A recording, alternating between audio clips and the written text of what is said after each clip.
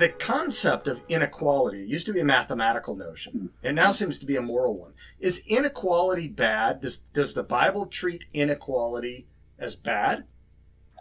Well, it's going to depend on who you're talking to. Those who believe that our economic system needs to change would point to the early experiment on the part of the early believers in Jerusalem, where they, from Acts 2 and 4, they had things in common. So what they did is they sold their possessions, put the funds in a common pool, and it tells us that each drew from that according to what their needs were. And so, in fact, that particular example, I think, had a huge impact on Karl Marx. I think that you can look at the language in Acts 2 and 4 and some of the statements by Marx, particularly with regards to this utopian Marxist economy, communist economy. And, it seems like he drew exactly from that. So you have that. The other example that I like to point out is Jesus' encounter with the rich young ruler. And Jesus could look into his heart and could see really what was important for this young man. But he asked him some questions about when the young man asked, "What do I need to do to have eternal life?" And he pointed to the fifth of the ninth commandments. And the young man said, "I've obeyed those." And Jesus said, "Well, then go sell all your possessions and give the money to the poor." Now, many would say, okay, that's what rich people are supposed to do. They're supposed to spread it all equally. And I don't believe that was the message that comes from that encounter. I believe it was Jesus could see into this man's heart and saw that wealth stood between this young man and an eternal future with God, salvation. And so he was trying to, in much the same way as Jesus in other places said, if your eye is causing you trouble to sin, then pluck it out. And it's better that you lose your eye than to lose your eternal salvation. And so I think that was the same message he was trying to tell this young man. And if we take a look at Old Testament in particular, we see that there were very godly people who served God in amazing ways, who were wealthy.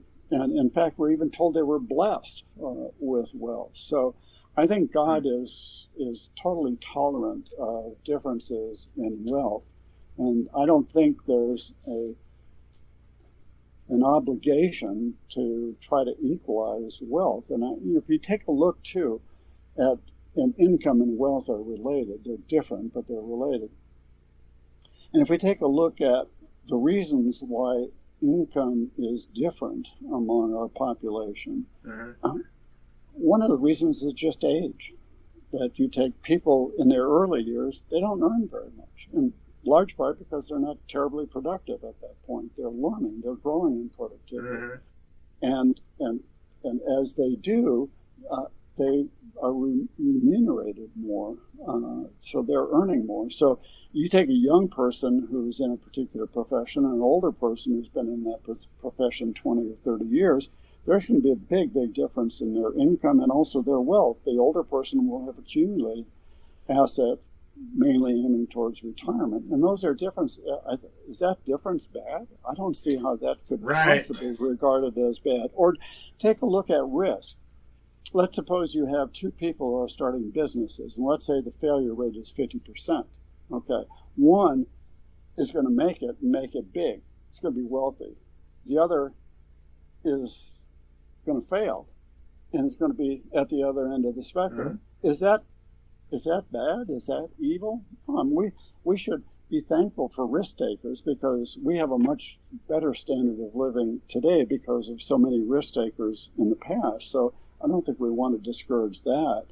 Then you can take a look at effort, that some people work a lot harder than other people. Should they be allowed to have more?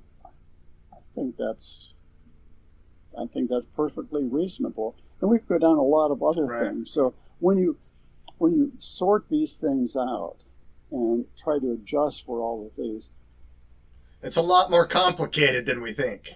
It is more complicated, and and to take a summary number like the so-called Gini coefficient, which measures income inequality, and to base a judgment on that, and maybe the trend in that, is, I think, it's very misleading, and you're going to end up in the wrong place. Yeah, there's a lot of in one sense, one man's greed is another man's envy. I saw a caption this week of two politicians, sort of bantering back and forth. Senator Ted Cruz, and Congresswoman AOC.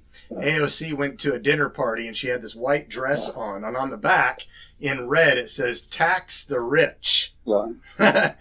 And yet she's charging $30,000 per plate to be at that event. Right. So from each according to their ability, to each according to their needs. So Marx looks at Acts 2 or 4 and thinks that there's supposed to be this radical equalization through coercive means, right? And so other people see that same thing, and that's just called compassion. Right. And I think there's an effort to try to portray those who are wealthy as having gotten their wealth in an illicit way, and that they have used evil means to get where they are. So therefore, it's perfectly appropriate to use coercion, really, to take it away from them. Yeah, inequality entails injustice somehow. Yeah. Right. And one of the things, too, that is worth reminding ourselves of, in fact, I have a website, and on that website I post blogs, mostly on the state of the economy, but also on some other issues. And one of those other issues, it was roughly a year ago, I just looked at the distribution of wealth versus the distribution of votes across quintiles.